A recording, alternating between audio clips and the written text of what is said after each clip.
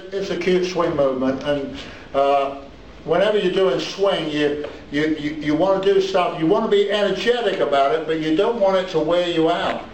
And so many times it does. You'll see people dancing and they come off the floor. And mostly it's because they're taking a lot of turns that they don't have to. For instance, as you come through, 1, 2, 3, and you rock step, you keep your toes towards the wall, okay? And then you go 1, 2, 3, rock step. Now if I go like this, 1, 2, 3, rock step, now I turn my toe in, I've got to come out with this one and turn it back to 1, 2, 3.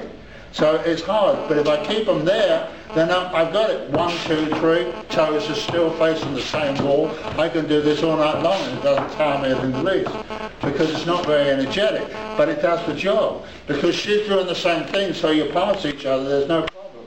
You just separate on the rock step. Separate on the rock step, then you get back together, you pass each other in, you separate on the rock step again. But try not to bend it, and try not to start rocking away from each other like we do in other parts of swing, because that almost means, well, I want to come back to you. So on the last time, I might come da da da, and I might just go rock step, and then da da da da da da, to get back into the dance. But when I'm doing it and I'm going across 1, 2, 3, 4, I want to keep it nice and straight, and my toes towards the wall we're facing, or the corner we're facing, or the other wall, it doesn't matter. Just pick something that will keep you straight. You know, it's like some of the things we do that are down the side in waltz and foxtrot. You know, like a reverse turn, I say, well, come down the side wall and balance yourself off from the wall. It's so much easier to walk in a straight line if I'm going to come around here and I'm going to go back, back, back. It's so much easier when I've got a guide rail. But if I start doing it and I'm coming out here, I'm liable to go back, back, back, back and do a big circle.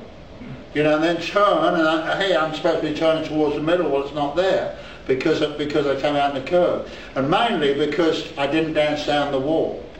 And that's so important in a lot of the dances that we go, well, for instance, tango, you know, if we're doing basic and we get out in the middle doing basic, you know, tango, draw, down, down, tango, draw, and then we turn to go to the middle, and we say, where the hell is the middle? You know, because we came out with a big curve. But if we're walking around the outside, the middle is always there. So when we turn to go to the middle, we can't go straight to the middle. It's all part of navigating the floor. And of course, once you get out on an open dance, other people are navigating the floor too. So you start walking in curves, that's when you bump into people, because you're getting out to these guys in the middle that are doing all that fancy stuff, you know. So all of a sudden you've done a curve and say, what are we doing out here in the middle? You know, we shouldn't be here. We're not ready for this. So, you know, it's all just part of it. But my teacher was very, very strict about that. He says, you know, if you're doing something, line yourself up with a wall. And just like other things, you know, when you go to the middle to do something, you know, you kind of line yourself up in the middle and know where you're going. You're going right down the length of that hall, because you know it's a long thing, you know, and it might be where we're sending the girl out, and then we're doing the bind, and then we're doing an underarm turn. You know, we're going down the middle of that hall. Now if we start this way and we go up there, we're going to crash into the people on the outside going around. By the time I've done my behind side and my there, I'm out here and I'm in the line of dance, because I didn't plan it ahead of time. And this is the guy, really, not the girl. So the guy's the one that's to blame, because he's the one that sets it up, and he gets out there, and you know, I always kind of come out, and then I do my twinkle, and I know that I'm going right down the middle of that floor with this thing, and then go down and do it. But it's so easy to get the movement and know how to dance the movement, but then do it from the wrong position, or even things like this. You're doing something, and it's a long thing, and by the time you get there, you're almost up on the chair, you know, trying to complete this thing. And you say, man, why did I even start doing it? All I had to do was just turn one bit more, and I got that whole side, you know. But we all do it. I mean, it's bad planning. And the better we can navigate the floor, the better dancer we become also.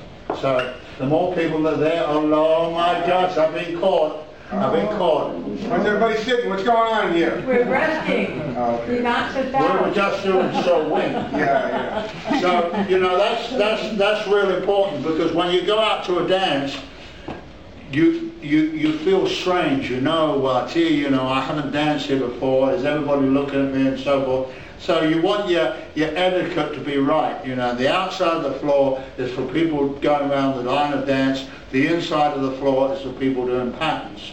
And there's nothing wrong with going to the middle and doing a pattern, but once again, when you get out there, make sure there's not somebody else doing one the other way, coming right in your direction.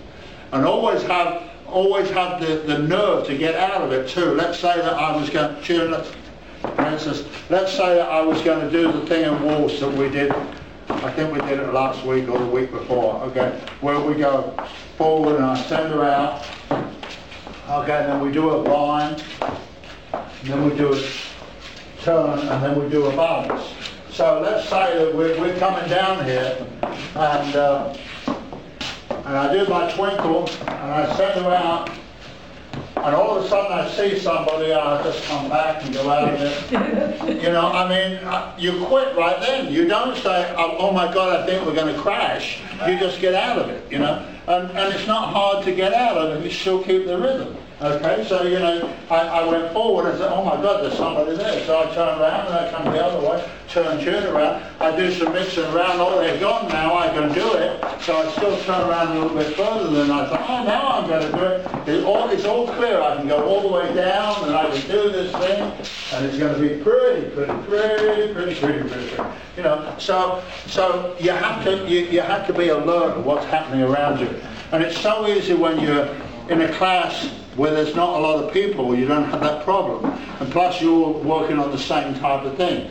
But when you get into an open dance, then you've got different people doing different things, and you know, it's really important to just be careful and don't be scared. Don't stop, you know, don't just go, oh my God, we can't go any further, unless you are right at the crash point, you know, the crash point, then yeah, stop. But you know, 9 times out of 10, all you have to do is a traveling twinkle or something, and you just turn, and then just keep going out the other way, and you're away from them. No problem. They never knew there was a crash coming because you diverted it. You know? So all those little things are so important when we're dancing. So